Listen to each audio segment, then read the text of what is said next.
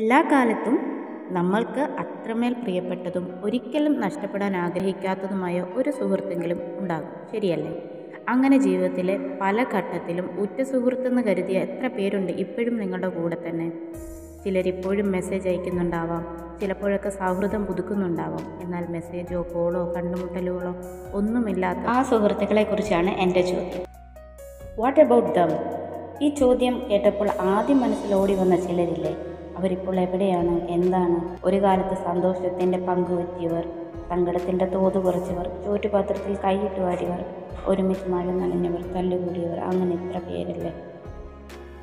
നിങ്ങൾ പലപ്പോഴും അവരെ ഓർത്തിട്ടുണ്ടാവാം, അവരുടെ കോളോ മെസ്സേജോ വന്നിരുന്നെങ്കിലെന്ന് ആശിച്ചിട്ടുമുണ്ടാവാം.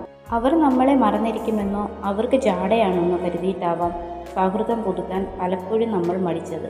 ഒരു പക്ഷേ അവരും നമ്മളെ ഓർത്തിട്ടുണ്ടാകും, നമ്മൾ കരുതുന്ന പോലെ തന്നെ ചിന്തിച്ചിട്ടുമുണ്ടായിരിക്കും. എല്ലാ മനുഷ്യരും വ്യത്യസ്തരാണെങ്കിലും പലപ്പോഴും എല്ലാവരും ഒരുപോലെ തന്നെയാണ് ചിന്തിക്കുന്നത്.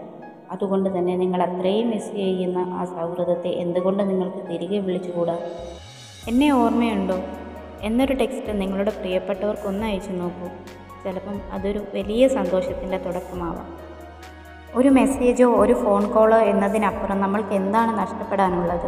ഇവിടെ ഒരിക്കലും അഭിമാനവും ദുരഭിമാനവും തമ്മിൽ വേലിയേറ്റം തീർക്കേണ്ടതില്ല. കാരണം ഇവിടെ ഒരിക്കലും മറ്റൊരാൾക്ക് തല കുനിക്കുകയല്ല നമ്മൾ ചെയ്യുന്നത്. ഒരു കാലത്ത് നമ്മൾക്ക് പ്രിയപ്പെട്ട നിമിഷങ്ങൾ സമ്മാനിച്ച മനുഷ്യർക്ക് മുമ്പിൽ നമ്മുടെ കൃതാർത്ഥതയും സൗഹൃദവും കൂട്ടിച്ചേർക്കുകയാണ്.